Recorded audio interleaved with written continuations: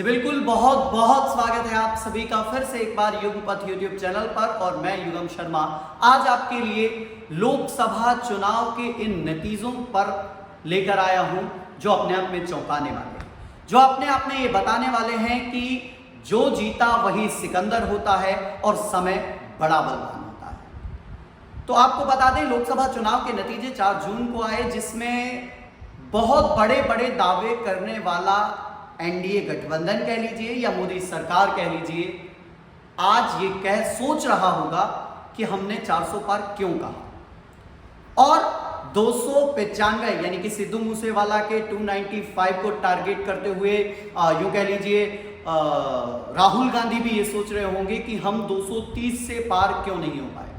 खैर, आपको बता दें, इस बार के चुनाव अपने आप में बहुत महत्वपूर्ण हुए, जिसमें बहुत ही कांटे की टक्कर रही। हॉट सीट बहुत सारी रही, लेकिन सबसे बड़ी हॉट सीट तो यही रही, कांग्रेस और बीजेपी, एनडीए गठबंधन और इंडिया गठबंधन। आपको बता दें कि जो बीजेपी 400 पार का नारा दे रही थी, वो 300 पार भी नहीं कर पाई, और इधर कांग्रेस अपने दम पर कुल 99 से 100 सीट ही प्राप्त कर पाई, जहां पर इंडिया गठबंधन ने कुल 234 से 35 के आसपास सीटें हासिल की। वहीं अगर एनडीए गठबंधन की बात करें तो एनडीए गठबंधन कुल 290 से 91 पर सिमट गया। और इसी बीच, इस पूरे चुनाव के बीच में जो एक सबसे खास फोकस करने की बात रही, वो रही उत्तर प्रदेश यानी कि यूपी। आज तक आप यूपी का मतलब उत्तर प्रदेश जरूर जानते होंगे, लेकिन आज आपको यह भी मानना होगा कि यूपी का मतलब यू से उलट और पी से फेर, जहां उलट फेर हो सकती है, ऐसा यूपी। वहीं कुछ लोग ये भी मान रहे हैं कि यूपी ने धोखा दे दिया, यूपी के लोग गद्दार हैं, यूपी खराब है। खैर, इसका तो जवाब आप ही देंगे कि यूपी ने ऐसा क्यों किया। लेकिन जो बीजेपी ये मानकर चल रही थी कि 70 से 75 की सीट उसे खुद उत्तर प्रदेश में मिलेंगी, वहां उसे 30 से 35 के बीच क्यों सिमटना पड़ गया। खैर, सबसे हैरानी की बात तो जब हुई जब खुद राम मंदिर का मुद्दा, जो इस पूरे लोकसभा चुनाव का अहम मुद्दा रहा, वहीं अयोध्या में लल्लू सिंह, जो भाजपा के कैंडिडेट यानी कि भाजपा के प्रत्याशी के रूप में उतरे थे, वो खुद ही हार गए उस अयोध्या में, जहां पर यूं कह लीजिए एयरपोर्ट, जहां पर हाईवे, जहां पर रेलवे स्टेशन और जहां की सड़कें, जहां का पूरा नक्शा चेंज कर दिया बीजेपी ने। आखिर ऐसा क्यों हुआ? वहीं भाजपा के लोगों को लेकर लोग ये भी कह रहे हैं कि भाजपा के लोग किसी के नहीं हुए तो वो बीजेपी के कैसे हो सकते हैं। और कुछ लोगों ने तो यहाँ तक कहा कि ठीक था कि भगवान राम ने भालुओं के और बंदरों के साथ लंका विजय किया, नहीं तो अगर वो हिंदुओं के साथ चले जाते तो शायद हिंदू रावण से भी गठबंधन कर लेते, रावण से भी संधि कर लेते, क्योंकि लंका सोने की थी।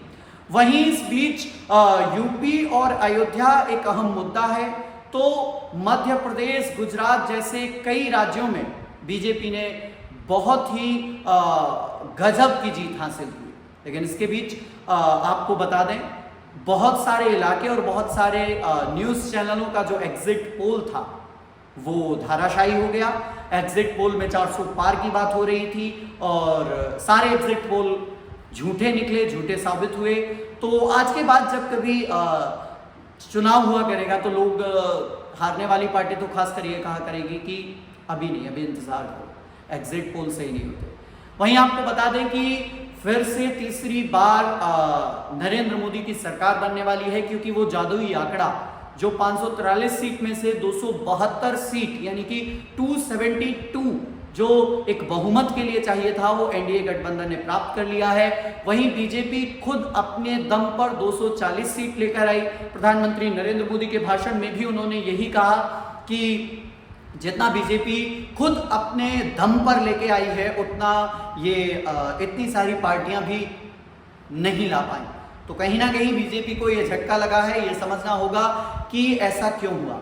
अब बात करते हैं अयोध्या में बीजेपी की हार की।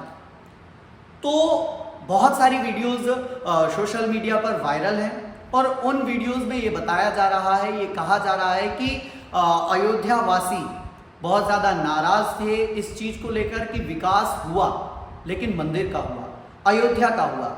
उस विकास के दौरान जो उनकी दुकानें तोड़ दी गई थी या उनके ज़मीन उसमें चली गई थी, तो उस चीज़ को लेकर भी बहुत ज़्यादा अयोध्या वासी नाराज़ थे, जिसके कारण वहाँ पर लल्लू सिंह को हार का सामना करना पड़ा।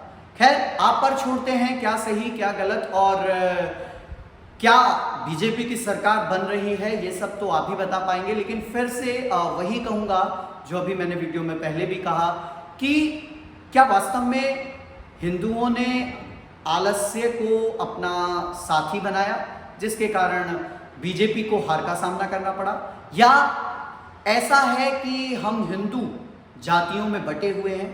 अगर जातियों में बटे हुए हैं तो आपसे एक ही बात कहूँगा कि आओ सारे हिंदुओं अब जग जाएं, ऐसा ना हो कोई आके हमें ठग जाए। बहुत बहुत धन्यवाद।